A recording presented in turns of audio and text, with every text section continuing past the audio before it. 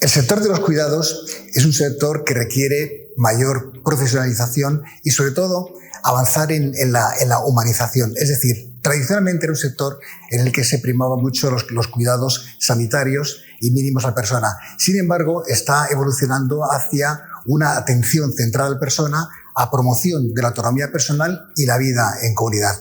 El SEPE, a través del Observatorio de las Ocupaciones, hizo un estudio el año pasado sobre este sector para ver cuáles son sus necesidades, las características del empleo, carencias formativas, etc. Porque es un sector que requiere seguir avanzando en esa línea. Ya la ley de dependencia supuso un hito, pero aún así no ha mejorado suficientemente hasta ahora, en lo que efectivamente se está avanzando en esta acercamiento a la persona, es decir, que no solo sean los cuidados simples, sino cada vez más empoderamiento de las personas, y para ello requiere formación, cualificación, requiere empleo. Hay mucha falta de empleo, sobre todo de los cuidadores, las cuidadoras personales, y reconocimiento y valorización del sector. Sobre todo profesionalización y humanización en el sector. Las estructuras sociales se han visto modificadas en las últimas décadas, fundamentalmente por el proceso de envejecimiento. Esta situación hace que las sociedades tengan que organizarse de una manera diferente. Sin embargo, la agenda pública y la agenda política no ha integrado este cambio de la manera que la realidad lo exige. Una de las cuestiones fundamentales que se deben tener en cuenta es cómo se prestan las actividades de cuidado y cómo se desarrollan los empleos de cuidado. Los empleos de cuidado serán fundamentales para atender a esta población que, a medida que envejece, necesita mayores prestaciones de cuidados. Toda esta idea está basada en un concepto desarrollado y consolidado en las últimas décadas de los derechos de toda la población, envejecer con dignidad, y los derechos de decidir también sobre las propias trayectorias de vida, independientemente de la edad que se tenga. Para generar derechos se tienen que respetar las condiciones y características de las personas mayores, pero también de quienes prestan los cuidados. Poder garantizar que los cuidados se prestan en condiciones dignas va a favorecer no solo a las personas que participan en esta relación de cuidados, sino a la sociedad en su conjunto. Para garantizar estas condiciones debemos asegurarnos de que se respetan varios ámbitos, entre ellos el de la formación, de una formación adecuada, que además garantice que haya suficiente oferta de personas que quieran trabajar en los cuidados, que por tanto pueda haber una captación de personal suficiente y que también se incluyan las temáticas fundamentales, como es la forma de incorporar la tecnología a las actividades de cuidados y la forma de incorporar las políticas públicas a esta actividad que se presenta fundamental para la dignidad de todos los que vivimos en sociedad.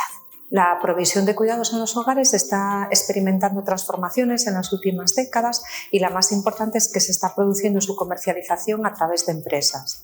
En el modelo español existe todavía una forma de contratación informal por parte de las familias a través de la contratación de trabajadoras domésticas y de cuidados, pero se advierte en los últimos años la aparición de nuevas opciones empresariales. Son empresas multiservicios que ofrecen cuidados en los hogares, y hay dos fórmulas que son las más relevantes. Por una parte, las plataformas digitales, y por otra parte, las cooperativas de trabajadoras de hogar y cuidados.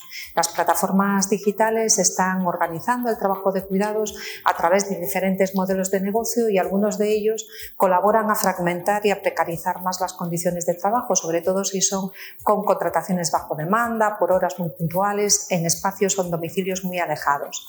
Pero, por otra parte, también están surgiendo las cooperativas de trabajadoras de hogar y cuidados, una fórmula alternativa al mercado lucrativo que está respondiendo de una manera muy acertada a dignificar la calidad de empleo en el sector. Y en este sentido consideramos que las más significativas y transformadoras son algunas que se han realizado en la ciudad de Barcelona y en otros puntos como el País Vasco o como en Madrid. Ambos representan un modelo antagónico, pero que actualmente está confluyendo en el mismo espacio económico.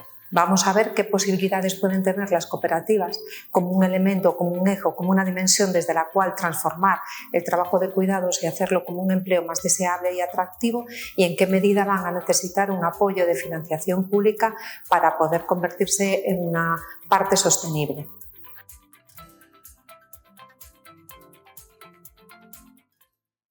Gracias, buenas tardes. Bueno, pues empezamos la primera mesa de la tarde y bueno, me toca ser el moderador de la misma. Soy Ángel Valparadilla, soy el gerente del Instituto Aragonés de Servicios Sociales y no puedo por menos que agradecer a Cruz Roja la posibilidad que me da de participar en esta mesa y sobre todo porque ciertamente cuando yo me dijeron el tema, no llegué a encuadrarlo, pero cuando vi los ponentes y vi el contenido de la misma, la verdad es que agradecí que pudiera estar aquí, por lo que me va a permitir aprender con toda seguridad de las ponencias que voy a escuchar esta tarde, porque a la vista del contenido de las mismas creo que es muy importante. Y felicitar a Cruz Roja porque hablar sobre cuidados de larga duración, pues creo que es algo realmente importante en el momento que nos encontramos. Yo sé que siempre se dice eso, ¿no? Que siempre estamos en el momento más oportuno, el más importante, pero yo llevo 2 años en esta responsabilidad como responsable del Instituto Aragonés de Servicios Sociales. No es menos cierto que hace unos cuantos, nada menos que 30, fue el que lo puso en marcha en el año 96. Pero desde entonces a ahora pues no había tenido ningún contacto con los servicios sociales, en muchas actividades como funcionario, pero no en los servicios sociales. Y en aquellos momentos los servicios sociales a nivel nacional y en Aragón estaban como estaban. Muchos de aquí sois relativamente jóvenes, muchas de aquí sois relativamente jóvenes y no conoceríais cómo estaban, pero algunas otras caras sí que muestran que son conocedores de lo que había en esos momentos y lo que tenemos ahora. Bueno, para mí fue una sorpresa total cuando empezamos a hablar o cuando nos encontramos con un contexto laboral complejo y que lo estamos sufriendo y padeciendo desde las instituciones por diferentes motivos, que no va a ser el momento tampoco ahora de reflejarlos, pero la realidad es la dificultad que tenemos para poder acceder a profesionales en cuidados, en apoyos. Yo hablo de cuidados, pero muchas veces me centro más en apoyos. En apoyos y desde un tiempo, desde hace un año aproximadamente, en apoyos autodirigidos. A ver,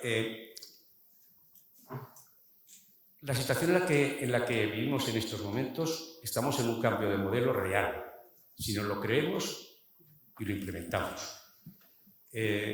La atención centrada en la persona, que lo estamos oyendo permanentemente, yo cuando llegué y lo oía y otra vez, decía, pero ¿esto a dónde nos lleva? ¿Qué hacemos? ¿Cómo se traslada a la realidad? Porque las residencias siguen siendo las mismas. La intervención con tanto los mayores con la discapacidad, pues tampoco variaba mucho, al menos yo lo que me encontré, que creo que es lo más normal en el resto también de las comunidades autónomas, aunque cada una ha hecho también sus avances y demás. Entonces, cuando empecé a hablar o a escuchar el tema de los apoyos autodirigidos, del plan de vida de las personas con discapacidad, del plan de vida de las personas mayores, aunque sean mayores, yo al principio tenía mis dudas lógicamente desde la ignorancia. Pero una de las entidades me ofertó la posibilidad de visitar una experiencia europea como es Escocia. Y la primera sorpresa que me llevé es que no existen las residencias. Yo no sé si eso a las personas que están aquí presentes les sorprende, ¿no? A mí, de luego, para mí fue una bomba. O sea, pensar que no había residencias y que toda la discapacidad, en concreto, de la discapacidad, se llevaba a efecto en pisos, pero pisos incluso con una persona con discapacidad, donde ahí, por supuesto, había una vertiente técnica que marca las necesidades de cada una de esas personas, pero que la provisión de los apoyos la daba una serie de empresas y ellos la compraban. Es decir, la persona cada uno de cada mes recibía la dotación económica que le correspondía por la necesidad de apoyos que necesitaba, pero ella decidía con quién, cómo, de qué manera. Todo eso, cuando lo trasladamos, que fue algo que me vino inmediatamente también a la cabeza como responsable, lógicamente, del personal en el instituto, aunque nosotros eso hoy por hoy es inviable porque se lo trasladamos necesariamente a las entidades sin ánimo de lucro, que gracias a ellas, lógicamente, podemos dar respuesta a las necesidades que hay y sobre todo de la discapacidad, dije, pero bueno, ¿y esto cómo se articulará desde un punto de vista laboral? Porque aquí es claro y evidente, y no voy a profundizar porque seguro que ellos van a hacer una incursión mucho más potente, mucho más realista, mucho más analizada, mucho más certera, pero aun conociendo todas las dificultades que existen desde el punto de vista de profesionalidad, reconocimiento, capacitación, etcétera, etcétera, y las relaciones laborales, ¿cómo las llevaremos a efecto? Porque si nosotros, os voy a poner una prueba que yo creo que es reciente, tan reciente como que el último Real Decreto fue del 29 de octubre del mes pasado, que es todo lo que se ha desarrollado de forma también un poco sorprendente para lo que es la atención y los apoyos a los enfermos de ELA y otras enfermedades neurodegenerativas. Claro, si hablamos de unos apoyos que van a llevar consigo una prestación de 9.900, yo digo 10.000 euros por facilitarlo, eso supone que va a tener una serie de apoyos prácticamente las 24 horas como las requieren. Pero los apoyos, en estos casos es claro que prácticamente es permanente, pero hay otros apoyos que son puntuales y que viven en su casa, es decir, que necesitan apoyos para levantarse, para ducharse, para hacer acompañamiento a la compra, para todo lo que son las actividades diarias. Pero fundamentalmente a unas horas determinadas. ¿Cómo se van a establecer las relaciones laborales? Porque nosotros hablamos de 8 horas. Eso a mí me surge, es decir, que esto lo traslado aquí, que a lo mejor ya, pero esto a qué viene. Pero a mí no puedo dejar de pensarlo, porque como apostamos y hemos puesto el germen de esa posibilidad de creer en esa autonomía, en ese plan de vida de estas personas, ¿cómo se articulará la relación laboral con personas que tienen que estar a las 9 de la mañana o a las 8:30, pero que a lo mejor ya no es necesario estar hasta la 1 o las 3 o hasta las 8 de la tarde o a las 2 o a las 10 de la noche? Yo creo que eso va a llevar consigo una reflexión, sin una negociación potente entre empresas, trabajadores y lógicamente también la parte sindical. Pero como ya veo que se está terminando el tiempo que tenía dedicado para mí, pues voy a dejarlo. Pero no voy a dejarlo sin antes decirles algo que les digo siempre a las personas que trabajan conmigo. Y yo creo que la persona que estéis aquí estáis trabajando todos en Cruz Roja. Nadie duda de vuestras capacidades. Nadie. En la función pública todavía tienen que pasar luego una oposición que demuestra que necesitan más. Bueno, yo creo que en el trabajo que hacéis, y lo digo desde el más absoluto de los convencimientos, y lo digo en todos los medios, me da igual, estuve en el 30 aniversario de Arquisocial el otro día y me da igual donde esté, siempre os pido algo que creo que es muy importante. La capacitación, vale, pero el compromiso, la empatía, el cariño, que tenéis que trasladar a la persona que se os pone delante de vosotros, no lo olvidéis nunca, porque todo lo demás sirve relativamente. Ya sé que esto sonará, pero me da igual, yo lo digo porque lo creo, porque las personas que me conocen saben que tengo...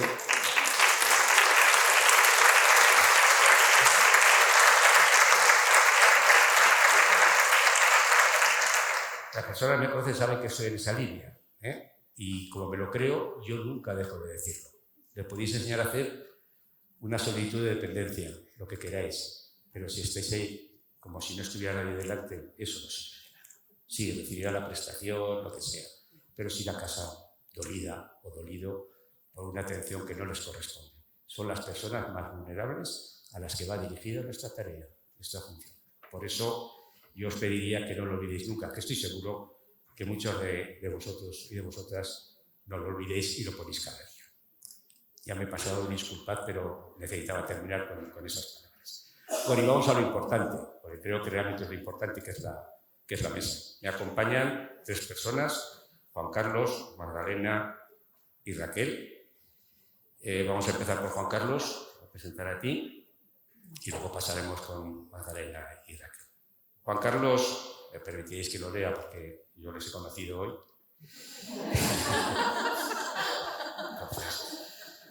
Es coordinador del Observatorio de las Ocupaciones en Murcia, del SEPE.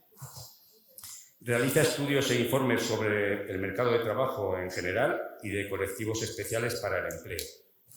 Coordina un grupo de trabajo interprovincial para la realización de estudios prospectivos sobre sectores con buenas perspectivas para conocer sus tendencias, principales ocupaciones y necesidades formativas. La razón y el objetivo de esta ponencia pues, es comentar el informe que ha realizado sobre el empleo en España en el sector de los cuidados de larga duración, 2024 del SEPE, y creo que es importante porque el estudio recae sobre ocupaciones, perfiles, mercado de trabajo, etc. Es tu palabra, Juan Carlos. Pues muchas gracias, encantado de estar aquí. Gracias a Cruz Roja por la invitación. Y nada, pues eficiente, como has dicho, fíjate, ahora me olvidé de tu nombre. Ángel. Como he dicho anteriormente, represento al SEPE, al Servicio Público de Empleo Estatal, y concretamente a los Observatorios de las Ocupaciones, que es una unidad que hacemos estudios de mercado de trabajo.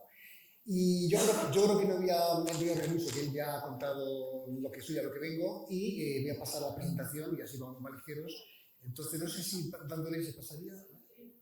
Vale, perfecto. Pues eso. Esto es hace unos años atrás.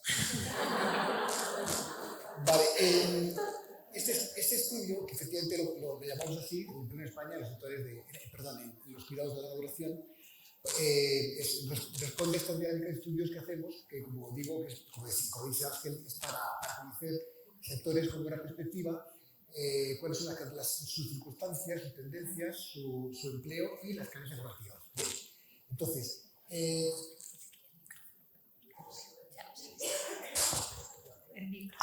ahora. Ya decía yo. Sí. Entonces, bueno, de una forma resumida, el estudio tiene estos capítulos, que los he puesto para que se entienda bien un poco en qué consiste el estudio. Una caracterización que en definitiva es los indicadores socioeconómicos, normativa, etcétera, del sector. Mercado de trabajo es un capítulo con datos, gráficos, tablas de afiliación, contratación, paro. Luego, una parte muy importante, quizá la más importante, es la visión de los expertos consultados, que está basado en entrevistas realizadas a distintas entidades, tanto públicas como privadas, entre las cuales estaba, por supuesto, Inserso y otras, para conocer qué tendencias tiene el sector, cuáles son sus retos, cuáles son las estrategias, innovaciones, las principales ocupaciones y las principales carencias formativas que se detectan. La formación relacionada con el sector, es decir, qué titulaciones, tanto universitarias como de FP, como de certificados, etcétera, te pueden dar acceso al sector. Y luego hay un capítulo especial de agrupaciones de las principales ocupaciones que intervienen pues, con datos también indicadores de mercado de trabajo, de perspectivas, de competencias y unas conclusiones.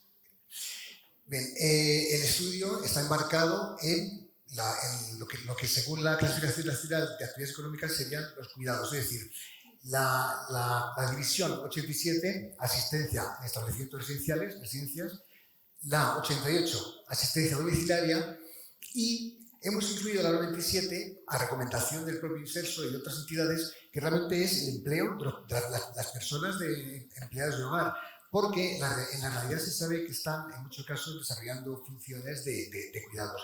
No se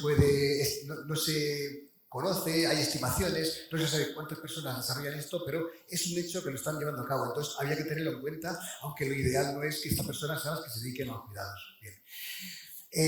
Unos datos así muy generales. En el año 2024, es decir, a diciembre de 2024, había 1000 y pico afiliados a la Seguridad Social, de los cuales, como podéis ver, mujeres, salta a la vista, es la gran mayoría, y hombres, pues el resto. En la asistencia residencial, y tanto, o sea, en los tres, asistencia residencial, asistencia domiciliaria y empleo en hogar, las cifras no son muy distintas de la afiliación, y la que más está creciendo, con diferencia, es la asistencia domiciliaria, el número de personas trabajadoras afiliadas. En la contratación, esto es el conjunto de contratos realizados durante todo el año 2024, 874.000, que son cifras altas. Aquí sí que hay cifras no semejantes, pero no muy dispares, de la asistencia en residencias, con la asistencia domiciliaria, y por último, en los hogares hay menos proporción de personas. El el empleo por sexo sigue siendo el mismo, de la gran diferencia. Y por último, las personas desempleadas, ya es un número menor, pero aquí, curiosamente, hay mayor número de desempleados en la asistencia en las personas empleadas del hogar que en las otras dos. Y también la proporción por sexo pues salta a la vista. Bien, el estudio toma como marco normativo la antigua ley de dependencia, el European Care Strategy, la estrategia estatal de cuidados, el PERTE en cuidados, la estrategia de la desinstitucionalización, lo he dicho, y por último la nueva ley de dependencia que ha salido ahora. Y como sabemos, la panorámica, hay cada vez mayor envejecimiento de la población, mayor longevidad, cada vez más número de hogares unipersonales, está subiendo el peso en el PIB del sector, aumenta el empleo y sin embargo, a su vez, hay escasez de trabajadores, de personas trabajadoras. Bien, es un sector con gran precariedad laboral, lo sabemos. Gran precariedad laboral, primero por los salarios, por la estabilidad. Estabilidad es como llamamos a porcentaje de contratación indefinida, es bajo. También alta parcialidad, sobre todo en los servicios sin alojamiento, los servicios domiciliarios, condiciones duras, riesgos laborales de todo tipo y falta de prestigio. O sea, es un sector que está mal mirado, está mal considerado a pesar de lo importantísimo que es. Gran feminización, lo cual por un lado es negativo por el enorme peso que hay en la mujer y porque no esté bien repartido, y mucho sector privado y poco sector público. Déficit de trabajadores, gran déficit, y fuga sobre todo de los cualificados. Esto lo sabemos todos, enfermeros, médicos, auxiliares, hay mucha fuga. Falta de cualificación, profesionalización, regulación, mucho empleo informal y sumergido, mucho empleo de personas de empleo doméstico, falta de atención en el entorno rural, hay muy poca atención de cuidados en el campo, y esto es muy importante, que nos insistieron mucho, distintos expertos insistían mucho en la deficiente coordinación, es decir, la parte de las personas, los trabajadores, los profesionales de la salud y los profesionales de cuidados no están suficientemente coordinados. Entonces eso crea unas lagunas en la atención pues, muy importantes. Y esto es una cosa que nos insistieron mucho. La estrategia de la desinstitucionalización pues, tiene como centro la atención centrada en la persona, la vida en comunidad y la vida domiciliaria. Es decir, por un lado, se busca el vivir como en casa, que las residencias, si se sigue utilizando digamos, la residencia, que sea un entorno como si fuese un domicilio, como en casa. A su vez, aumentar la atención en el propio domicilio, atención centrada a la persona, como ya lo estamos viendo, fomentar la autonomía, las personas tienen que tener autonomía y cada vez planes más personalizados. Un plan de vida, una persona.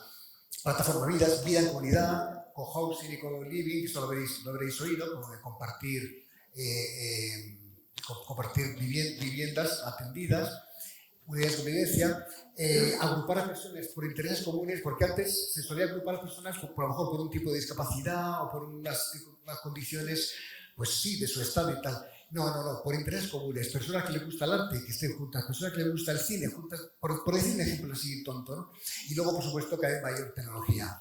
Inteligencia artificial, que está entrando en todo, robótica, domótica, señalética, teleasistencia, telemedicina, etcétera, etcétera, etcétera. Y a su vez, se pretende, las estrategias que se pretenden pues son mejorar las condiciones salariales, mejorar el empleo de los profesionales, mayor prestigio, mayor profesionalización, formación, acreditación, establecer itinerarios, planes formativos, más formación en atención centrada a la persona y mayor implicación de las administraciones. Que las administraciones públicas estén más implicadas en el establecimiento de los propios cuidados y en atención en todo nivel, bien sea de subvenciones, de un seguimiento, es decir, las administraciones implicadas. Más economía social y cooperativismo es importante porque el cooperativismo suele contribuir más a la transición de empleo informal a formal, más conexión y proximidad con el territorio, mejores condiciones laborales y priorizan la calidad sobre el lucro, muy importante. No es que las cooperativas no quieran lucrarse, sí, todos tenemos que vivir de algo, pero se prioriza la calidad sobre el lucro. Y promover, esto es un mantra que repito y repito muchas veces, promover la actuación multiprofesional y coordinada de los trabajadores, de los profesionales. Sinergias para mejorar la eficiencia. Vale. La nueva ley de dependencia precisamente atiende a estas cuestiones y promueve un mayor modelo centrado en la persona, más ayuda a domicilio, se simplifican los trámites, es decir, se aplica un 33% automático a las personas con dependencia, se eliminan incompatibilidades, aparecen nuevos derechos de teleasistencia universal, atención libre, soluciones físicas, etc. Más tecnología, siempre es importante, ampliación de servicios, asistencia personal, préstamo de productos, cuidados en viviendas compartidas, más atención en centros de día, una atención sanitaria integral, la famosa coordinación, que esto lo repito todo el rato, entre servicios sanitarios y sociales, y mayor impulso a la formación. Esto es lo que pretende la nueva ley de dependencia, que como veis responde a las anteriores estrategias de desinstitucionalización, de European Care Strategy, etc. Entonces, una vez que empiece a aplicarse, pues es muy positivo. Vale. En cuanto en el estudio, a la hora de estudiar las ocupaciones, los puestos de trabajo más importantes o más relevantes, lo hemos distribuido por áreas. Un área gerencial, las personas que dirigen, área sanitaria, área de servicios sociales, áreas de atención más directa de los cuidadores y cuidadoras y servicios generales, que pueden ser los propios servicios de camareros, limpiadores de los centros y demás. Repito, necesidad de potenciar la atención multidisciplinar y la coordinación. Vale. Entonces, dentro de la sanitaria, la más importante es, y además pongo ocupaciones más relevantes y con dificultad de cobertura. Esto es muy importante. La dificultad de cobertura es una cosa que estudiamos mucho en el SEPE y en otras entidades, que consiste en ver las ocupaciones en las que cuesta más encontrar trabajadores, bien porque no vienen suficientemente cualificados, bien porque no hay suficientes, bien porque rechazan las condiciones del sector, etc. Entonces, las más relevantes y con más dificultad de cobertura son enfermeros, donde hay mucha fuga, como hemos dicho, supone el 2,77% del sector, médicos, también con gran dificultad de cobertura y fuga a otros países, fisioterapeutas, también están muy presentes en la atención domiciliaria sobre todo y están utilizando además tecnologías robóticas y de seguimiento remoto. Logopedas están utilizando la inteligencia artificial cada vez más y acompañamiento a la persona y también todas tienen dificultad de cobertura, todas cuestan encontrar personas. En el área, esto me quedó, bueno, perdón que me salió, bueno, esto es el área ya que llamamos social. Es que esto cuando te di la diapositiva, la presentación no lo había ordenado bien y perdón, luego ya ordené, pero ya era tarde. Terapeutas ocupacionales, muy requerida y dificultad de cobertura. Hay pocos egresados, es decir, pocas personas formadas y son algo muy requeridos y están muy implicados en los cuidados, los terapeutas. Trabajadores sociales y educadores sociales que van un poco de la mano, van un poco de la mano, dedicados a identificar y valorar necesidades, promover la autonomía y acompañamiento socioeducativo. Educadores físico-deportivos, que es una ocupación que promueve efectivamente pues, que es el ejercicio de las personas a atender y de los cuidadores y cuidadoras para que mejoren sus condiciones físicas por el gran sufrimiento que tienen los cuidadores. Es una ocupación un poco indefinida porque nos hablaron de ella precisamente en el Colegio de Educadores Físicos y Deportivos y que no está bien recogida en la clasificación de ocupaciones ni nada, ¿no? Pero existe y es cada vez más requerida. Psicólogos, madre mía, qué desastre, perdón por el... Y en cuanto a los psicólogos, la psicología social, muy importante la psicología social, no solo la psicología tú a tú, sino promover, porque al final uno de los objetivos principales es promover la vida en comunidad, la atención permanente de la persona y que la persona tenga autonomía y vida en comunidad, no solo cuidar al angelito, no, vida en comunidad. Bueno, estos son los servicios sociales. Y ya por último, era un grupo, digamos, lo que llamamos asistencia de cuidados directos a personas. Aquí entrarían los propios auxiliares de enfermería, agricultores y el auxiliar de ayuda a domicilio, los cuidadores y cuidadoras a domicilio y también los de centros y residencias. Hay gran dificultad de cobertura, cuesta mucho, cuesta encontrar personas que se dediquen al cuidado.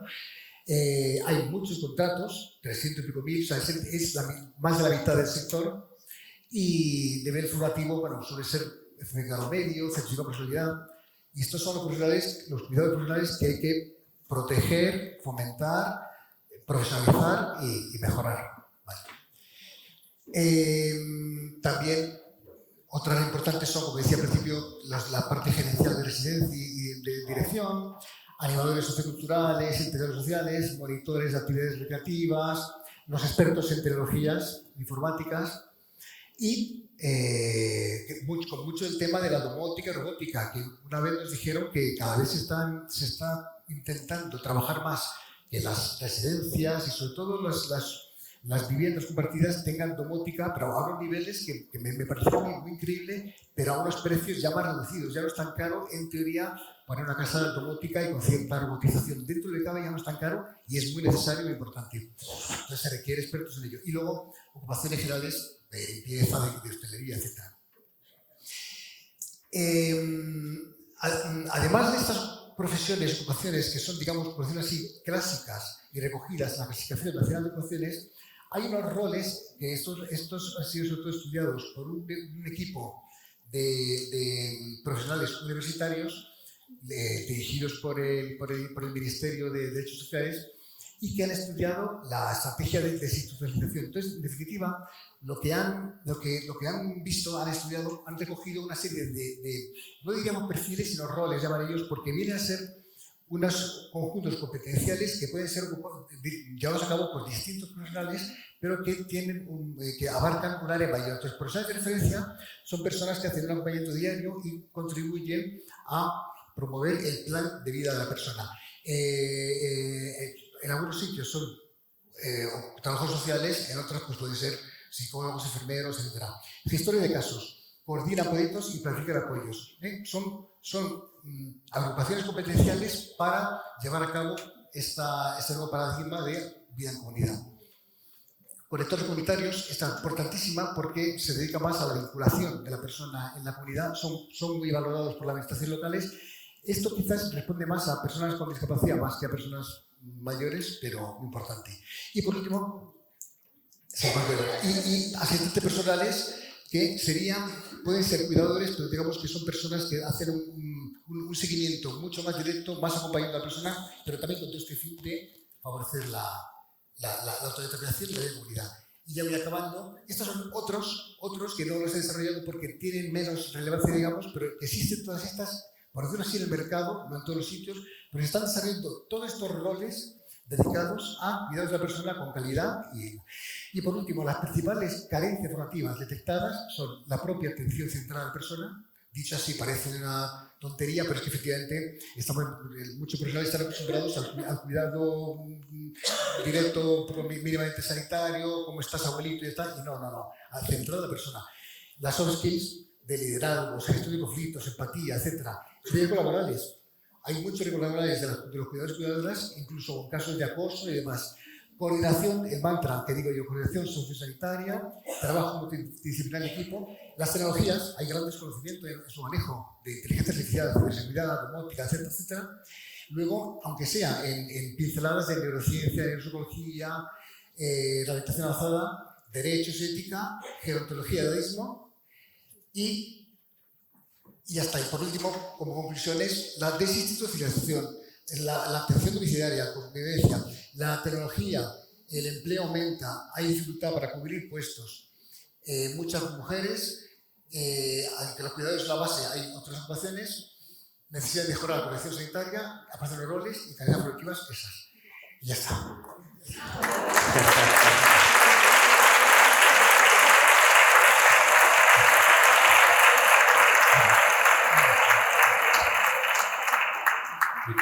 Muchas gracias, Juan Carlos. Vamos a dejar para el final las preguntas que puedan surgir y vamos a dar paso a Magdalena Díaz Boncinkel. Es profesora e investigadora de la Universidad Carlos III. Sus principales áreas de investigación se centran en la sociología del cuidado, en especial en el empleo del hogar, y sus dinámicas transnacionales. Sus trabajos más significativos han ahondado en los procesos de formación de dinámicas globales de cuidados. Ha analizado las condiciones laborales del sector de empleo del hogar en relación con el desarrollo de los estudios de bienestar y las políticas de conciliación, importantísimo. Un poco la línea de esta ponencia, el objetivo que mantiene, pues son los retos del sector de los cuidados frente a los desafíos que nos encontramos actualmente y la estrategia para la profesionalización y dignificación de los trabajos de cuidado que vienen falta. Muchas gracias. Muchísimas gracias por la presentación. Pues buenas tardes. ¿Se escucha bien, no? Pues a todas y a todos. Aunque ya lo han hecho los compañeros, no quiero empezar sin agradecer la invitación, porque la verdad es que formar parte de un momento así de conmemorativo, que es un hito, pues es importante, es gratificante. Y además no solo de lo que ha pasado, sino de lo que va a venir. Además, muy someramente, yo empecé mi trayectoria laboral trabajando en Cruz Roja, entonces, además, bueno, a mí me dio muchas herramientas, luego al pasar a la universidad también para entender, bueno, estar más en contacto con lo que pasa en el mundo real y cómo suceden las cosas a otro ritmo, que a veces tenemos ritmos distintos, ¿no? Entonces, bueno, también me vino muy bien tener ese aprendizaje y esos recuerdos. Bueno, yo también voy a centrar un poco en las características más generales y en algunas cuestiones voy a incidir en lo que ya se ha mencionado, pero intentaré también hacerlo desde otra perspectiva. Entonces, en términos generales, si queremos entender la cuestión de los empleos de cuidado de larga duración, tenemos que entender fundamentalmente también por qué hablamos de esto. Y una cuestión fundamental es porque ha cambiado, digamos, la estructura y la composición social. Entonces, se ha dicho muchas veces, ahora se denota un envejecimiento de la población. ¿Y esto qué quiere decir, además de repetirlo? Quiere decir que la forma que nos aproximamos al funcionamiento social y las prioridades que tenemos van cambiando su eje. Es decir, un ejemplo sería, antiguamente lo fundamental era, bueno, ¿cómo hacemos frente al cuidado y atención de los niños y niñas? Bueno, pues más necesidades con las infantiles. Ahora la forma en que se gestiona la sociedad va cambiando un poco su eje. Esto significa el envejecimiento. Tenemos que plantear otras formas de gestionar las relaciones sociales y de gestionar los cuidados, porque las prioridades que se han establecido son otras. Y esto va muy relacionado con lo que se comentó también en una de las charlas, que esto va relacionado con las políticas públicas que desarrollamos. Porque al final las políticas públicas, eso, creo que ha bajado un poco el volumen, ¿no? O estaba gritando. Las políticas públicas no son más que el reflejo de las prioridades que tiene la sociedad para incidir en su funcionamiento. Entonces, cuando nosotros tenemos una visión más global de derechos, luego la representamos en las políticas públicas y luego en unos programas. Y en realidad, ¿eso qué representa? ¿Cuáles son nuestras prioridades como sociedad? Entonces, al cambiar la estructura, nosotros también cambiamos cuáles son nuestras prioridades como sociedad. Entonces, uno de los grandes pilares es esta idea de envejecimiento que nos lleva a plantearnos cómo vamos a lograr que la sociedad funcione de la manera, ¿cuál es nuestro objetivo? Que funcione de la manera más armónica y cohesionada posible. Entonces, esta es una de las cuestiones fundamentales. También hay que decir que cuando hablamos de envejecimiento, hablamos de una población muy heterogénea. Las realidades son muy diversas, porque dentro del envejecimiento está el sobreenvejecimiento. Cuando decimos 65 años y más, claro, no tiene nada que ver una persona de 65 años con una persona de 95 en cuanto a las necesidades y servicios que demandan. También sabemos que hay una feminización no solo de los trabajos de cuidado, sino en el envejecimiento. Hay una feminización del envejecimiento. ¿Qué necesidades particulares presentan las mujeres en el envejecimiento? Por ejemplo, porque como tienen una trayectoria vital diferente, las enfermedades son diferentes, los recursos económicos son diferentes, la demanda de servicios que hacen son diferentes. Entonces, cuando hablamos de envejecimiento también tenemos que tener en cuenta estas diferentes situaciones. El origen étnico también. Hay una construcción cultural de cuál es el buen cuidado y el buen envejecimiento. Entonces también tenemos que incorporar las formas de entender los cuidados y la atención desde otros puntos de vista, porque tenemos población también más diversa. Entonces para entender los cuidados, este es nuestro primer pilar. El segundo pilar es el hecho de que, a pesar de todos los avances que se reflejan en los programas institucionales y en los programas que nosotros realizamos, los cuidados todavía no están en el centro de la agenda pública y política. Nosotros, fuera de ciertos círculos, cuando hablamos de los cuidados, de la atención y de estas políticas, no son una demanda social consolidada y aceptada. Con lo cual, en un punto, los discursos del cuidado y de los cambios de paradigma están más en los discursos, en lo teórico, que en la aplicación práctica y en extensión a toda la población. Con lo cual, algunas de las figuras, por ejemplo, que te iba a mencionar luego, que aquí se mencionaba, por ejemplo, gestor del cambio. Es verdad que no es una figura de cuidados directamente relacionada con las actividades, pero el gestor del cambio es fundamental porque su trabajo potencial sería el modificar la construcción sociocultural de los cuidados. Si una sociedad no demanda cuidados de una manera diferente, no podemos nosotros ofrecerles y proporcionar otro tipo de cuidados. En una de las investigaciones que hacíamos sobre cómo se realizan los cuidados en las residencias de mayores, todavía hay mucha demanda de estos cuidados formalmente impecables, pero que no realzan o estimulan la autonomía de las personas, sino que hacen que las personas estén bien sentadas, bien peinadas, bien establecidas, sin saber realmente cuáles son sus deseos o sus capacidades. Si no cambiamos esas demandas desde los propios familiares, no podemos cambiar la forma de dar cuidados, sino podemos consolidar un modelo de cuidado basados en las personas. Y había muchos ejemplos que también daban desde el Inserso, con iniciativas donde se abrían las residencias, por ejemplo, para que la gente mayor pueda salir. Claro, vivir tiene un riesgo. Entonces, si tú abres las residencias, tiene un cierto riesgo de a qué hora vuelve, de cómo va a volver. Si las familias no están dispuestas a aceptar ese riesgo, además de las propias personas, ¿cómo hacemos, por ejemplo, para abrir las residencias a la ciudad, a la sociedad, al espacio físico en donde se encuentra?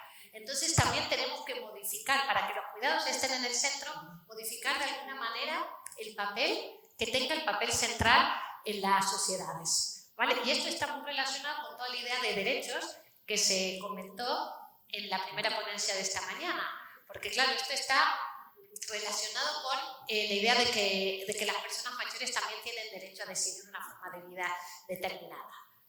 Bueno, si tenemos en cuenta, además de esto, algunos elementos fundamentales son, una, la propia definición de los empleos de cuidados. Como se ha visto, los roles profesionales son muy diversos. La definición propia de cuidados es muy amplia y esto lo tenemos que tener en cuenta para poder estudiar y fragmentar, digamos, los diferentes trabajos de cuidado para cerrar las necesidades concretas. Aquí se ha demostrado que, digamos, que se está trabajando de alguna manera en esa línea.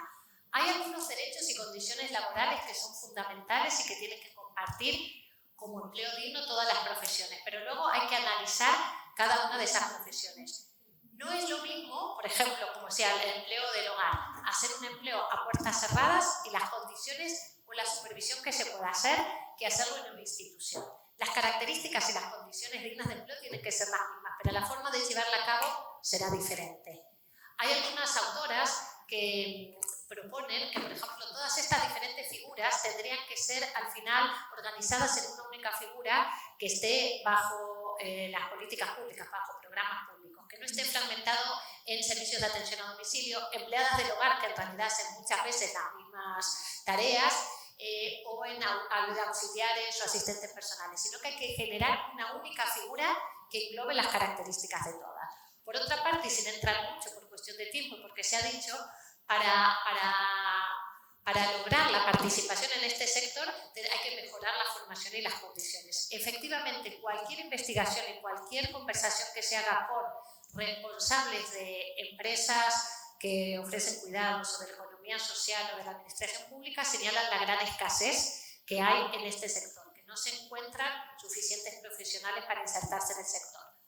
El hecho de encontrarlo favorecería no solo a la calidad del servicio y a la calidad de vida de las personas, sino también a la sociedad en su conjunto. La OIT, que hoy se mencionó, o la Unión Europea, con su libro verde sobre el envejecimiento, reflejan también desde un punto de vista económico cómo favorecería y mejoraría el hecho de crear la creación de empleos en estos sectores al funcionamiento de la sociedad en su conjunto. Aquí es un ejemplo, y también con la OIT, de ver cómo definimos los trabajos de cuidado. La OIT, por ejemplo, tiene una definición muy amplia, donde también están cuestiones de educación o médicos, atención sanitaria. A veces hay que ver a qué nos referimos con cuidado. Simplemente a los directos, a los indirectos, a los más amplios. Eso también sería un trabajo que hay que hacer. Aquí se ha dicho también, si modificamos el paradigma, hay dos líneas, de actuación. Una es la formación general, que se realiza a estas trabajadoras y trabajadores, y otra es la formación más novedosa. Si modificamos el paradigma, tenemos que modificar también la formación que se ofrece. No podemos modificar un paradigma, sino modificar la visión y las herramientas y los servicios que apoyan las personas que forman parte de él.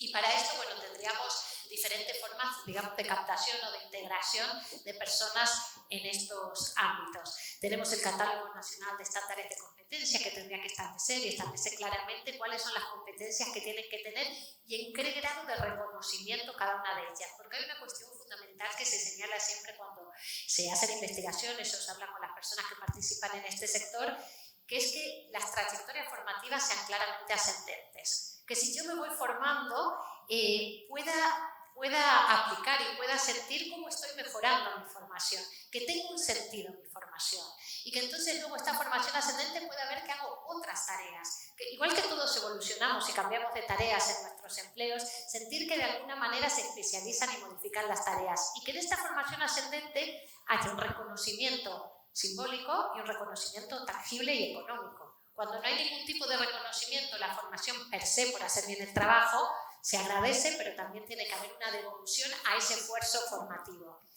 Además, se señalaba que hay que formarse en los tiempos que no sean personales. Muchas veces la formación en estos empleos recae en los tiempos personales de las personas, no se puede sustraer de sus tiempos laborales. Pedirle a alguien que se forme de manera, digamos, altruista en los tiempos personales, bueno, pues tiene un límite como tiene para todos nosotros. También habría que hacer hincapié en la formación continua, porque siendo los trabajos, los cuidados muy complejos y habiéndose complejizado por la diversidad y por la aceptación de los derechos de las personas a decidir sobre diversas formas de cuidarse y de ser atendidos, pues la formación también se complejiza y tiene que adaptarse constantemente. Además, hay que hacer hincapié también a la formación de índole psicológica y de apoyo de autocuidados. Esto a veces se olvida y muchas veces las personas vimos por dos cuestiones. Vimos el estrés a las que están sometidas muchas veces por las condiciones y hay que dar herramientas, además de cambiar estructuralmente la situación, que sería lo fundamental, para enfrentar esas cuestiones. Y luego muchas veces cuando estás en cuidados de larga duración al final de la vida se generan situaciones bastante difíciles y hay que dar apoyo también para poder gestionar esas situaciones. Las cuestiones de salud mental están para las personas que las viven y para las personas que trabajan en el sector. Otras cuestiones importantes que también se ha mencionado, la conformación del sector, la feminización del sector, ya se ha visto, pero además se cruza y se entrecruza con muchas otras variables, como hemos visto. El origen étnico, ser mujer y de origen étnico diferente, la edad, la clase social a la que se pertenece, ¿no? Y además se produce, por tanto, lo que se llama la ley inversa de cuidado, que quienes más necesitan cuidados y mayor vulneración tienen o experimentan, reciben menos cuidados y de peor calidad, ¿no? Entonces hay que ver, digamos, en este sentido, para quién y cómo se generan los derechos de cuidados en los diferentes colectivos de población. Muy brevemente hago alusión a lo que se ha mencionado en la coordinación, porque es algo que surge y evidentemente es una demanda, digamos, a voces. Y además no solo la coordinación entre servicios sociales, sanitarios, sino también entre administración pública y entidades, entre diferentes entidades del tercer sector, que a veces realizan programas que son similares, pero tampoco hay foros para compartir las experiencias de las diferentes entidades. Entonces también una integración mayor, porque se hacen muchas cosas, pero muchas veces muy segmentadas. Entonces, en algún momento, ¿cómo integrarlas todas? La presencia de la política pública, todas estas cuestiones que mencionábamos, si no están los servicios públicos, si una agenda pública de servicios no puede desarrollarse. Porque muchas veces la precariedad está dada, digamos, por una estructura social de las propias personas que necesitan cuidado y no pueden hacer frente, efectivamente, antes se decía un cuidado de 24 horas. Esto, igual que otras cuestiones, se resuelve a través del estado de bienestar. Hay algunas experiencias, por ejemplo, en el País Vasco también, de formación y de apoyo a las personas empleadas en los cuidados que están lideradas por los servicios públicos. Y entonces esta sería una de las cuestiones fundamentales. Dos cosas más en estos minutos que me quedan es la importancia, que se decía, de los diagnósticos. Diagnósticos y evaluación. Por ejemplo, ahora cuando decíamos variedad de población mayor, variedad de necesidades, hay que diagnosticar las diferentes necesidades, porque si no, no podemos hacer frente de manera coherente a las demandas que existen. Además, esto nos permitiría tener políticas preventivas, no ir siempre por detrás de lo que sucede, ir por delante. A veces la evaluación y el diagnóstico nos permite ir por delante de lo que va a pasar y no estar haciendo políticas de parcheo, sino políticas previas para adelantarnos a lo que ocurre. Y por último, importante también es la cuestión de la tecnología, porque la cuestión de la tecnología hay que pensarla mucho. En un momento es como que la tecnología se ha impuesto y evidentemente nos ayuda, pero hay muchísimas experiencias que demuestran que hay que ver cómo y cuándo. Por ejemplo, un estudio en Suecia de que las empleadas del servicio de atención a domicilio, tenían la obligación de incorporar la tecnología, pero esta servía para un control tipo fordista de sus tareas. Es decir, tienes que cliquear 5 minutos para la ducha, 5 minutos para el aseo, y si había una situación diferente no podían hacerlo porque estaban incumpliendo ya su propio programa. Esto deja a las personas sin ninguna autonomía de decisión y de capacidad de relación y decidir sobre su propia actividad.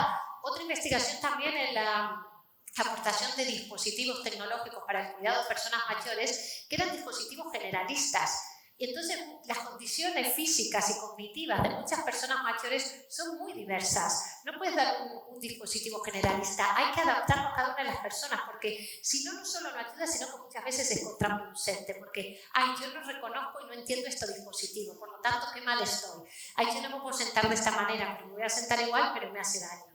Entonces, creo que las tecnologías pueden ser de gran ayuda, pero que hay que ver cómo, cuándo y no incorporarlas de manera como la tendencia es la tecnología y incorporarlas sin más. También está toda la cuestión igual de las plataformas online, que a lo mejor es de la forma de acceder a los cuidados de esa forma, que también hay que tener en cuenta. Bueno, con esto yo termino y bueno, luego podemos seguir hablando si hace falta. Muchas gracias.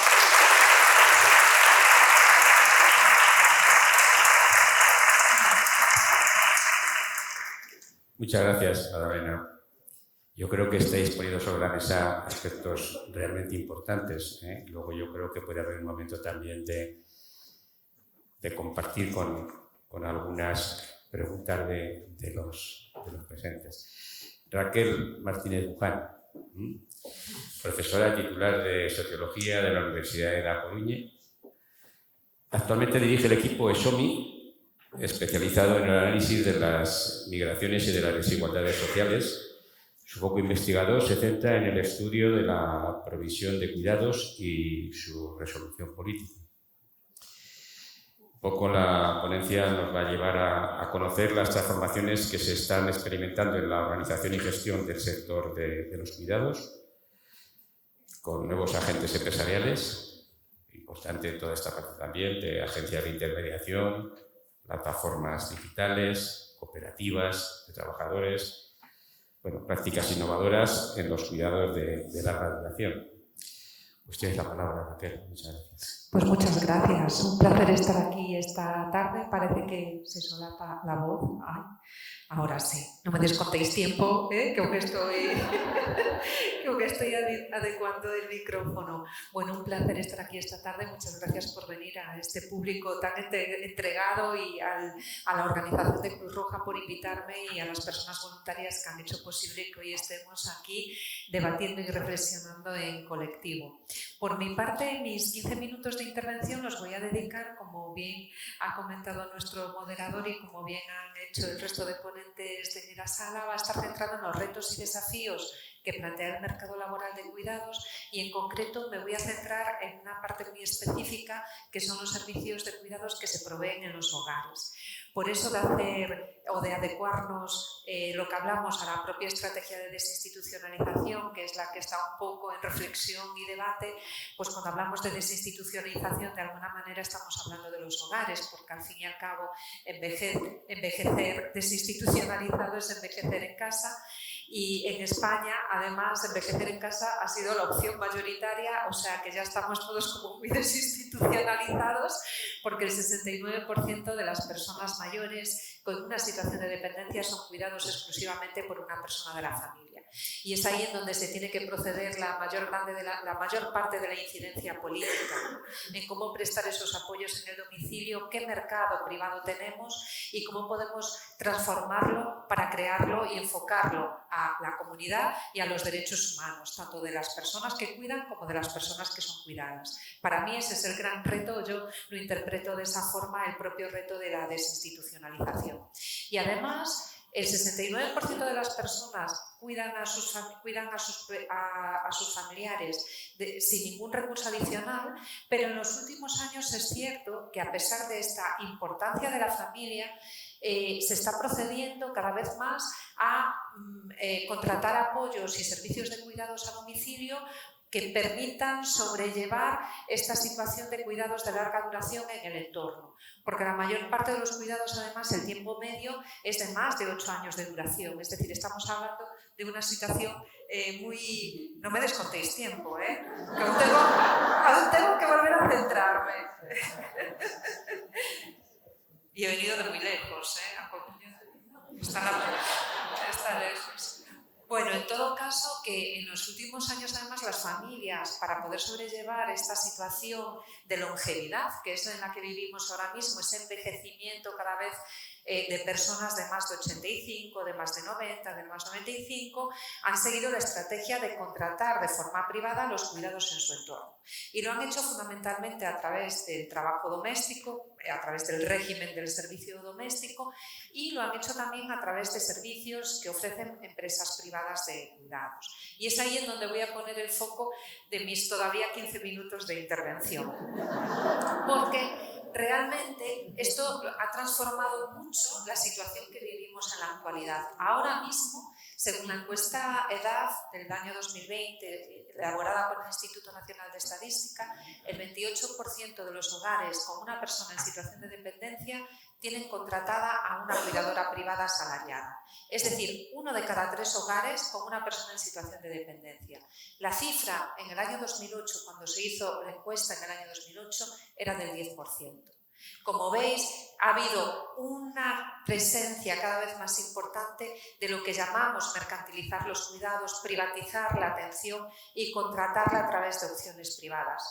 Y en los últimos años, además, estamos en una nueva fase de comercialización de los cuidados a través de empresas que ofrecen servicios muy dirigidos a esta atención y que en muchos casos son profesionales, pero que también hay que conocer sus modelos de negocio para ver cómo están transformando las condiciones del sector. Porque cuando hablamos de desinstitucionalización, hablamos también de dignificación de los trabajos de cuidados y de hacer más atractivo este empleo, porque si no, no estaríamos debatiendo la escasez que existe de mano de obra en estas actividades y en estas ocupaciones. Yo me he centrado en los últimos años en un proyecto de investigación en el que he compartido con Magdalena, titulado Kermodelcom, el modelo de cuidados de larga duración en transición, a analizar estas nuevas dinámicas mercantiles que estaban surgiendo o que habían surgido en el país. Y enfocar también cuáles serían las posibles alternativas que, lanzadas en esferas comunitarias, permitirían mantener un foco más centrado en la persona y más centrado en el entorno. Y es ahí en donde percibí que realmente estamos en ese proceso global de transformación y que en España estaba siendo muy significativa la creación de empresas multiservicios, no solamente enfocadas a la limpieza en domicilio, sino a los cuidados, ¿no?, como una de sus actividades básicas. Y entre ellas, las que estaban generando más transformaciones en el sector de cuidados son las que conocemos como plataformas digitales y las cooperativas de trabajadoras de cuidados, que es en lo que voy a centrarme a continuación. Las plataformas digitales son, como bien sabéis, aplicaciones en línea que en muchos casos funcionan, bueno, o en casi todos yo los denomino plataforma digital a aquellos que funcionan con una lógica de algoritmos.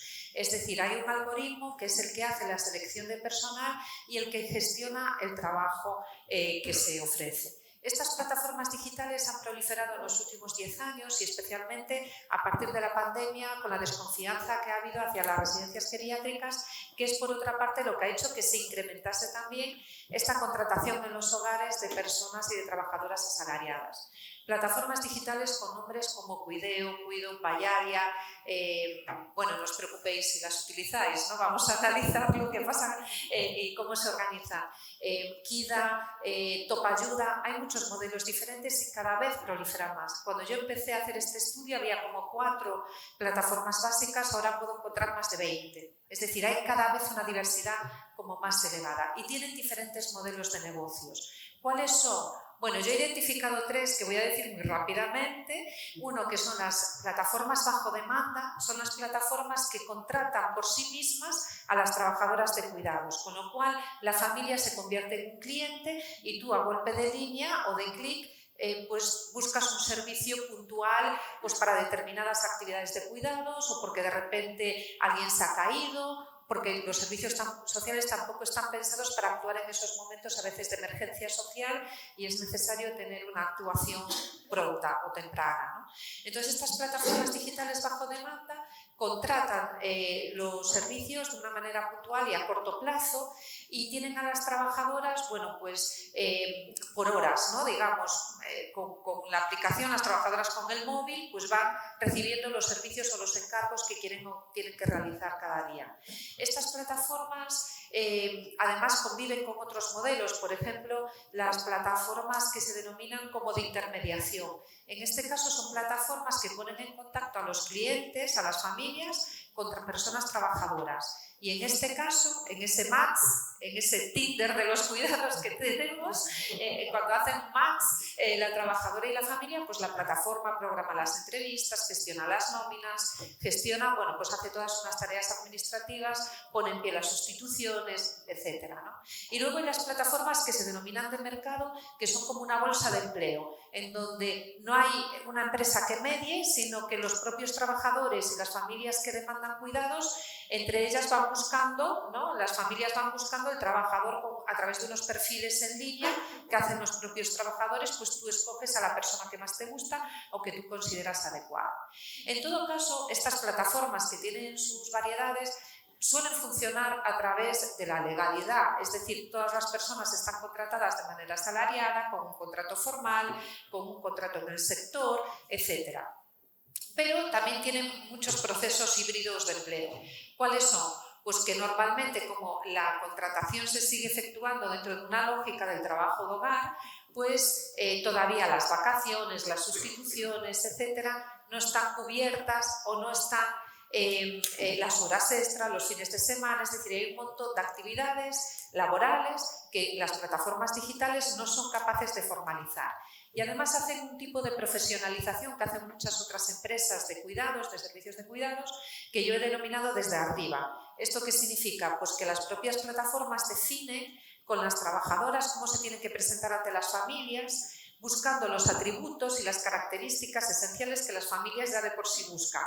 Entonces se vende a las personas trabajadoras como vocacionales, a veces con atributos que rompen con esa idea de profesionalidad que busca la estrategia de desinstitucionalización, que es de desnaturalizarlo de la condición femenina o de la condición de ser mujer. No por ser mujer vas a efectuar un buen trabajo, pero utilizan a través de sus perfiles elementos que también están definidos con lo que las familias buscan, ¿no? Pues asociamos ser mujer con ser cariñosa o ser paciente, o ser de procedencia latinoamericana y no de procedencia africana, por ejemplo, como más cariñosa o más paciente, etcétera, ¿no? Entonces hay unos prejuicios que van rodeando y que inhabilitan hacia una mejor profesionalización. Lo curioso de nuestro país es que mientras proliferan todas estas plataformas digitales, el mercado de estas plataformas, Cuideo, por ejemplo, que es una de las líderes en el sector, multiplica cada año o triplica incluso sus beneficios económicos, porque en gran parte toda la gestión se realiza a través de la lógica algorítmica y por lo tanto permite ahorrar muchos costes de personal. Mientras todo esto prolifera, lo fantástico del mercado es que tiene sus propias contradicciones y hay todo un cúmulo y un escenario de lucha por revertir y mitigar esta acción tan lucrativa de estas empresas de cuidados. Y es ahí en donde situamos a las cooperativas de trabajadoras que han ido creciendo de forma local en diversas, sobre todo territorios urbanos del país. En este estudio nosotros nos fijamos en las que tuvieron lugar o se desarrollaron en la ciudad de Barcelona, porque fueron en el momento en el que empezamos, eran como las más transformadoras y más significativas y que en gran parte están enganchadas a un movimiento social colectiva de las mujeres trabajadoras de hogar y de cuidados que tenían dificultades hasta para ser asalariadas dentro del régimen general. Ahora mismo no, porque ya están desde el año 2022, pueden ser contratadas dentro del régimen general, pero con anterioridad no era así. Y estas cooperativas pues intentan transformar de una forma muy pequeña y de una forma muy local y a través de la propia autogestión y de la propia organización de las trabajadoras un nuevo modelo, que es, yo creo, que el que se enfoca más o el que se engancha más con la propia estrategia de desinstitucionalización. Creo que va a venir a hablar también alguna cooperativa después por la tarde, o sea que si está por aquí, pues no quiero robarle el espacio ni la atención, ¿no? Que ella misma explicará su experiencia. Pero para mí lo importante de estas cooperativas, uno, es que la familia ya no es la persona empleadora, es la cooperativa en sí misma lo que permite a las trabajadoras socias tener una mayor autonomía, ¿no?, para decidir cómo fomentar el servicio, minimizan ese cuidado bajo demanda tan asequible, ¿no?, que hacen las plataformas digitales, intentando promocionar unos cuidados con unos tiempos de duración más acorde a las necesidades de las personas y su autonomía, y no a través de una lógica algorítmica que está teniendo un control de tareas, de tiempos y de estandarizar las tareas que tienen que realizar las trabajadoras. Y me parece muy interesante cómo se establecen mecanismos de formación desde abajo, porque una de las principales situaciones que se explican o retos que se plantean en el sector de cuidados y sobre todo en la atención directa a los hogares es la formación.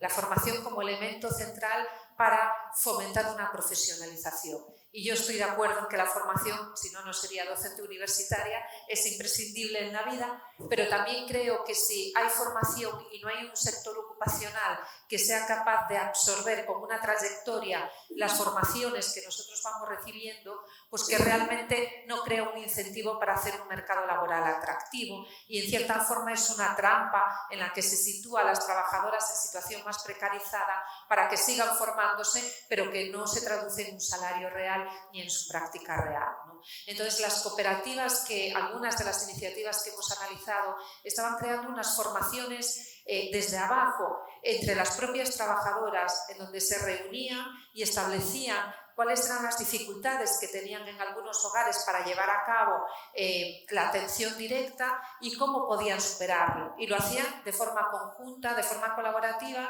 y también con otras entidades del tercer sector y de la economía social que existían en el entorno, con lo cual todo quedaba como muy imbricado en los distintos servicios de proximidad que existían en los barrios. Y eso me parecía como muy transformador. Ahora, esto tiene sus dificultades, porque tampoco las cooperativas de trabajadoras a veces tienen dificultades para sostenerse al cabo del tiempo.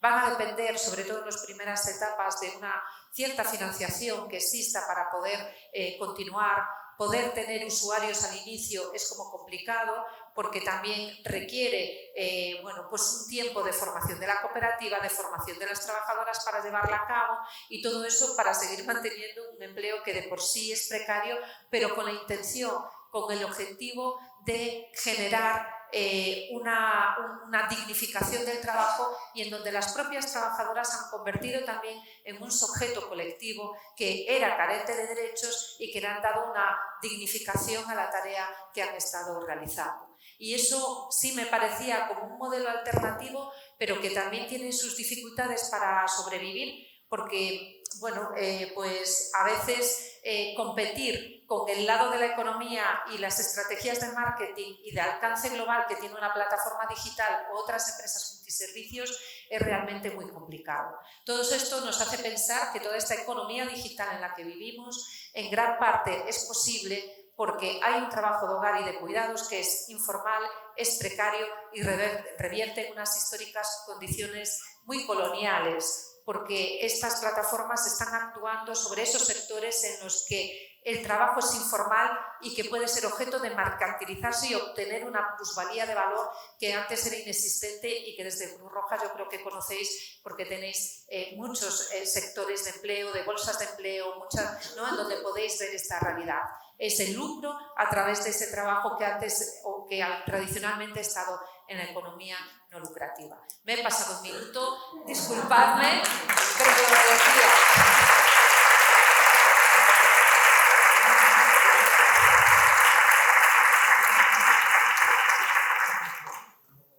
Muchas gracias a los tres. Yo creo que ha quedado de manifiesto el interés de las tres exposiciones, de las tres ponencias que habéis trasladado, porque yo creo que realmente estamos en un momento de gran importancia sobre todo ello, y el cambio de modelo conlleva pues salir de esos entornos de confort que tienen muchas dificultades. Nosotros aquí en Aragón, como en otros sitios, pues están estableciendo esa búsqueda en la residencia de unos entornos como su hogar. Estamos con las unidades de convivencia, pero eso supone también que las personas que tienen que dar atención en esas unidades pues tienen que pensar que no es lo mismo que venían haciendo hasta ahora, aunque en muchos aspectos profesionalmente y técnicamente pueda ser parecido.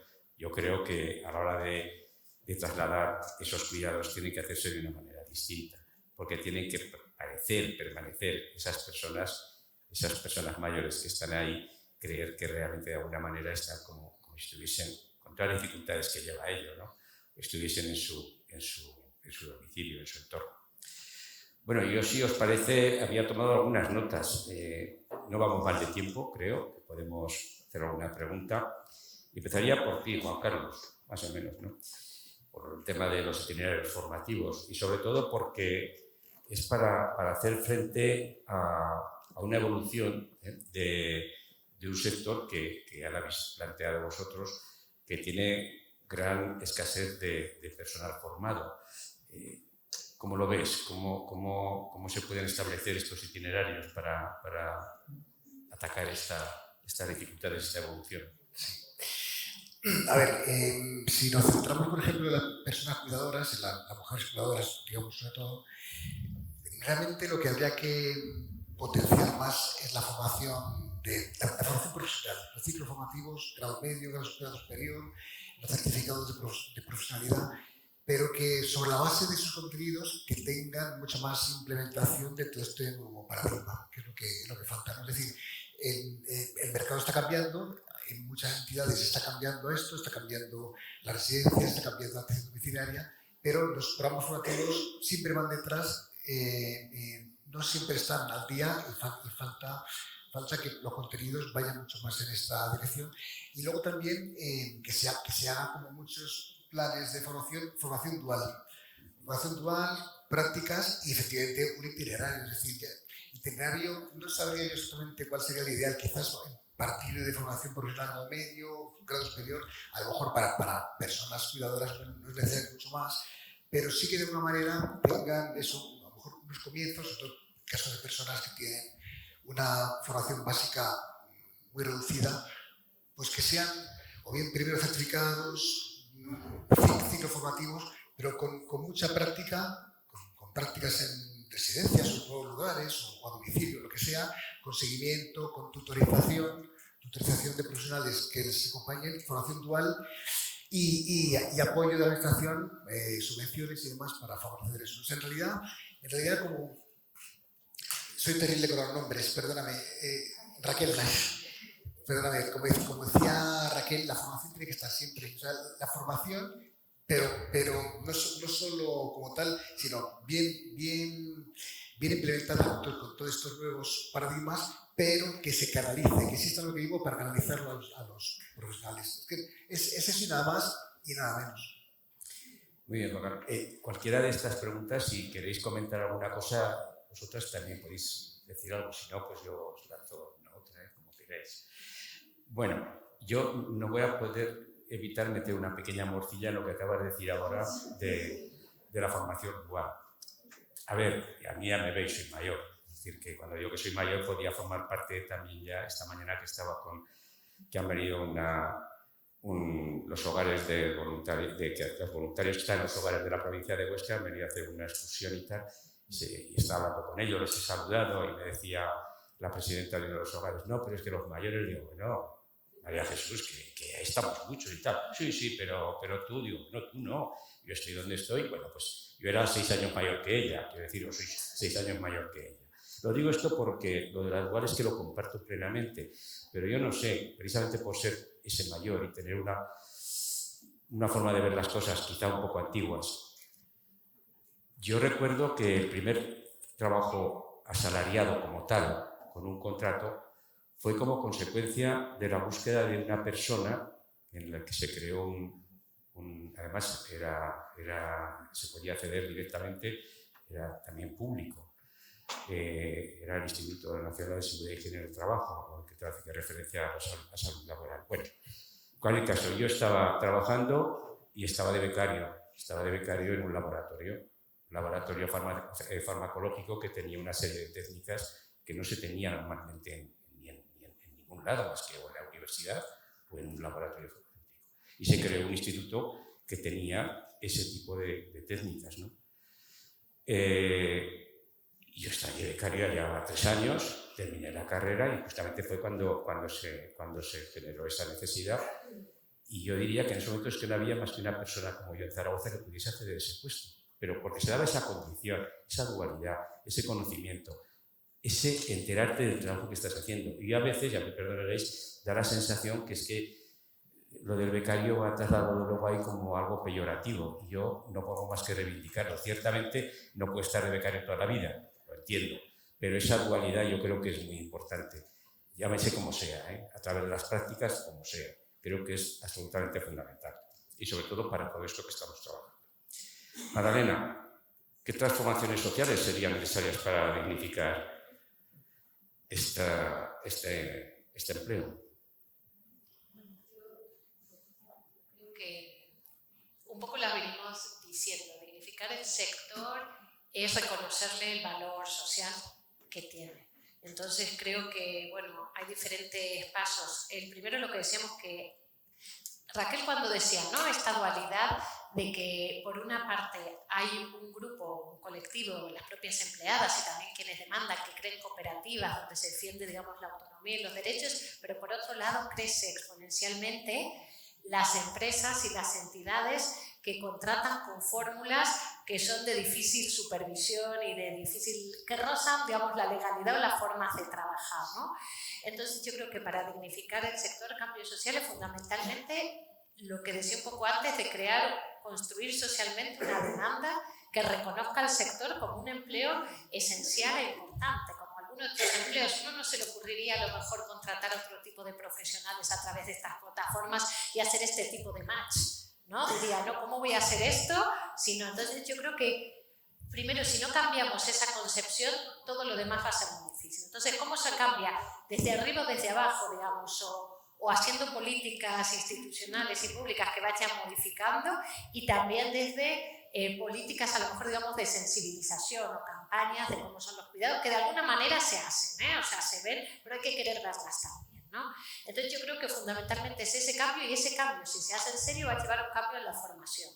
Que sea una formación más sólida, más clara, como decía, donde además los itinerarios tengan un sentido claro, lo que decía, un sentido de revalorización del trabajo. Cuando uno hace una formación, lo hace para revalorizarse, porque si era el único que tenía esa formación, bueno, uno lo hace para tener algo especial, algo diferente que los demás y que puede ofrecer.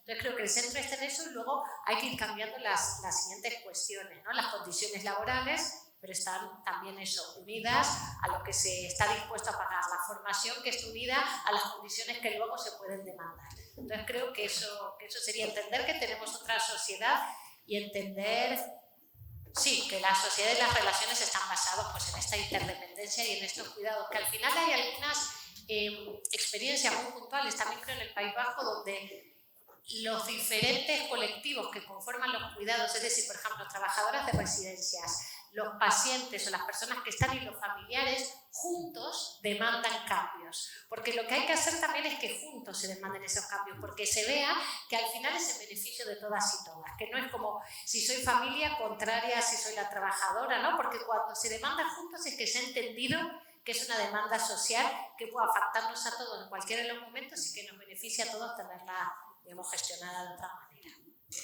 Muy bien. Bueno, yo creo que se ha planteado por ahí por Juan Carlos cuando hablaba del porcentaje de mujeres, ¿no? De un empleo de feminización del empleo. Y lógicamente siempre se entraña o aparece un debate sobre estas circunstancias. ¿Qué opináis tenéis al respecto y cómo podéis hacer que no se perpetúe ahí la brecha de género? Yo un poco para ti inicialmente, si quieres, Raquel, y luego pues... Bueno, ojalá tuviese la solución. Yo creo que hay que hacer el mercado atractivo para que no haya desigualdad de género, pero tampoco de clase social y de origen, de procedencia étnico. Porque al final es un trabajo que es muy sensible a incorporarse en él, es como una actividad colchón ante situaciones de precariedad, de dificultades de supervivencia, y eso hace que tengamos unas condiciones, tiene unas condiciones laborales muy precarias que que además son específicas de este sector de actividad frente a otros, porque en este sector de actividad es muy importante las normativas de las condiciones de trabajo, pero también la forma en donde prestamos cuidados se organiza el cuidado. No es lo mismo un centro residencial con una plantilla bien dotada, con un ratio que cubre cubre los estándares mínimos, que aquellas que no lo hacen. Aquellas que están en pequeñas unidades de convivencia, que aquellas otras que, por el contrario, son macro residencias con un número muy elevado de personas. Entonces, claro, es un sector en donde tenemos que tener en cuenta tanto las normativas laborales como la forma de organizar el trabajo. Y ambas cuestiones afectan al reto de la profesionalización y de la cobertura. Yo en los últimos datos que yo he podido revisar, que son del año 2023 de la encuesta de población activa de personas que trabajan en centros residenciales, se veía con mucha claridad cómo durante la crisis de la construcción y el periodo pospandémico el porcentaje de hombres que estaban dentro de la atención directa era mucho mayor que cuando esos dos otros sectores de ocupación funcionaban correctamente, ¿no?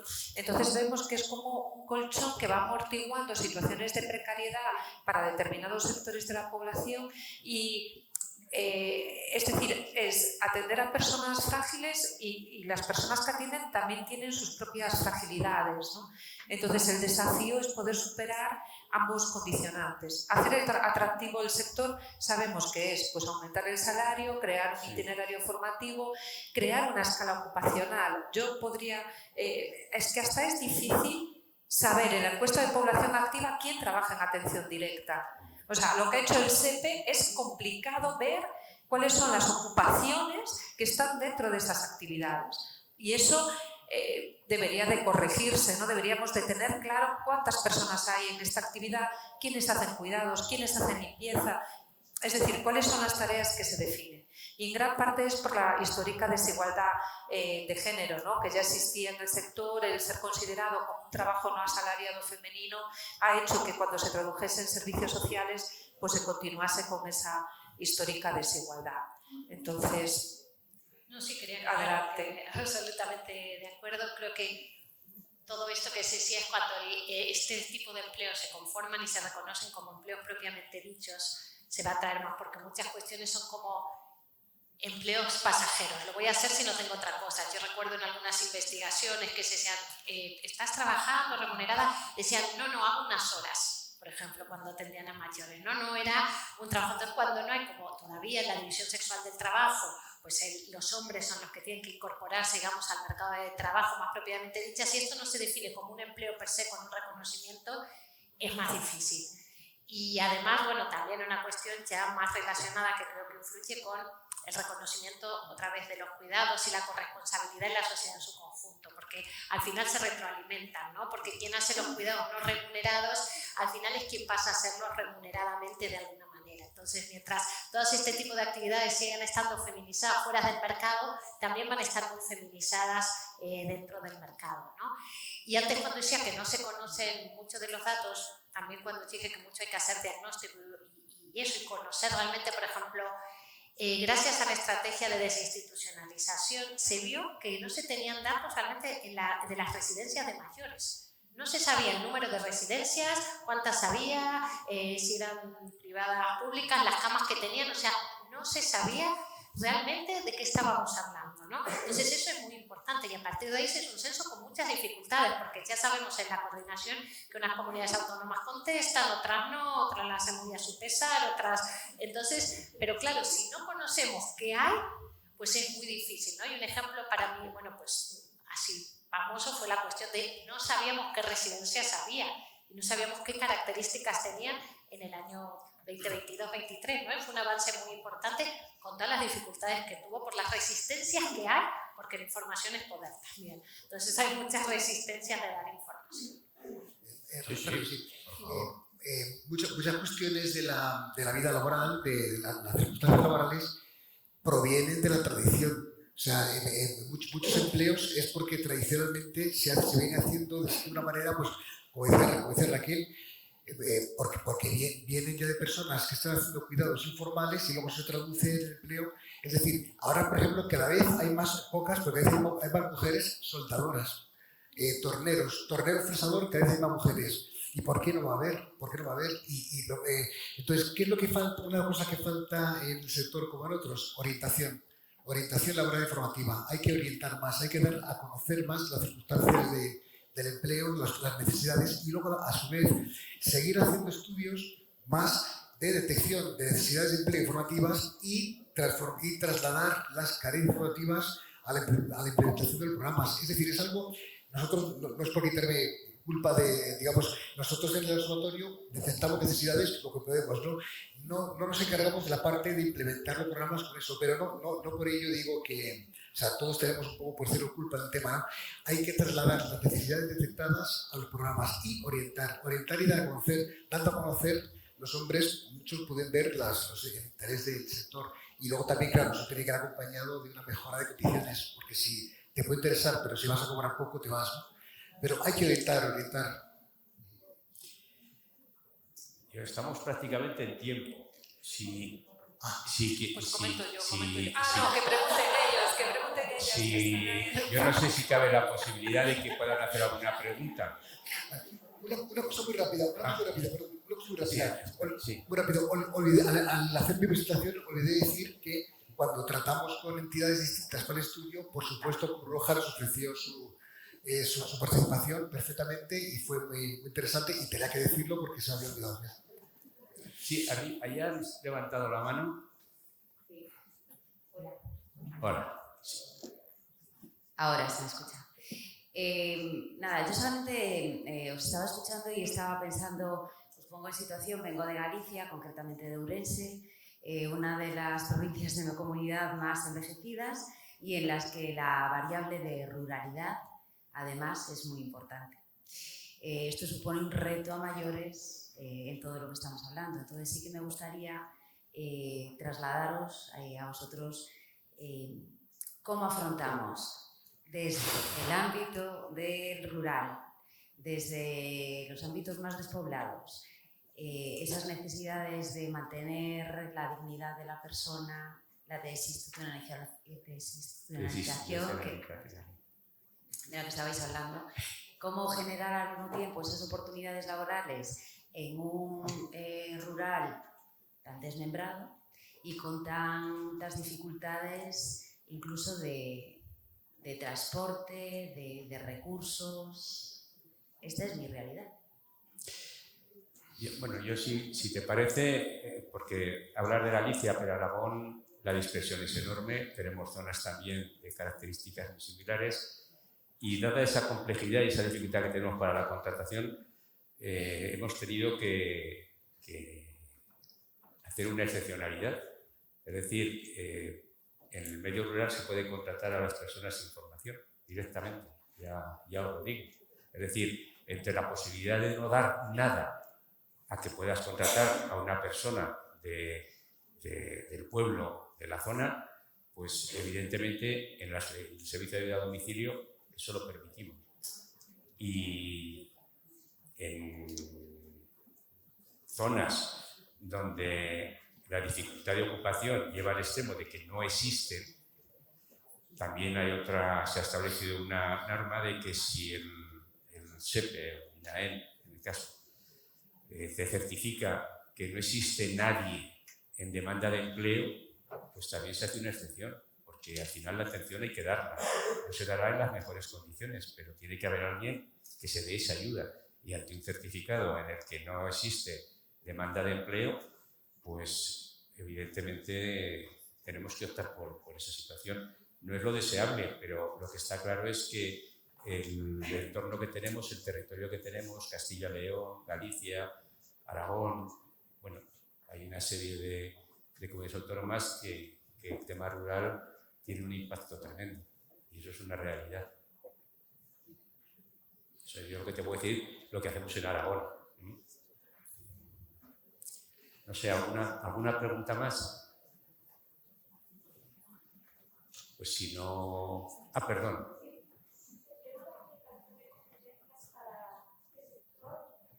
No lo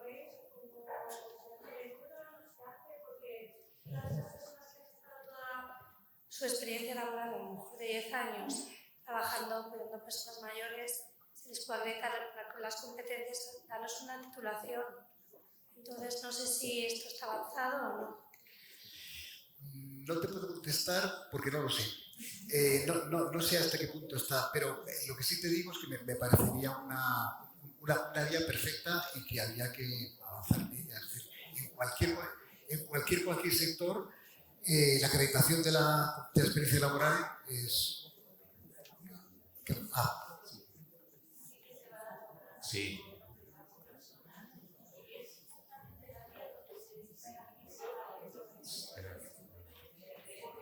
Perdón, un segundo. Perdón.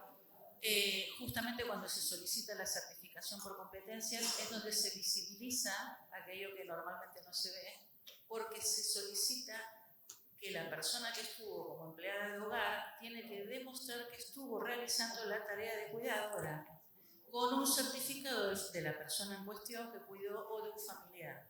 Con lo cual allí es una vía donde se empieza a visibilizar cuánta gente ha estado realizando años y años esa labor y nunca se la reconoció. Gracias. Sí.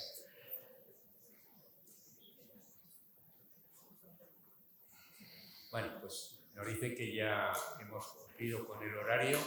Muchísimas gracias por la atención y gracias por la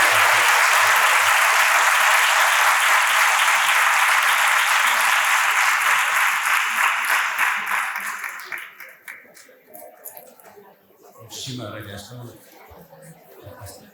Ha estado interesantísimo.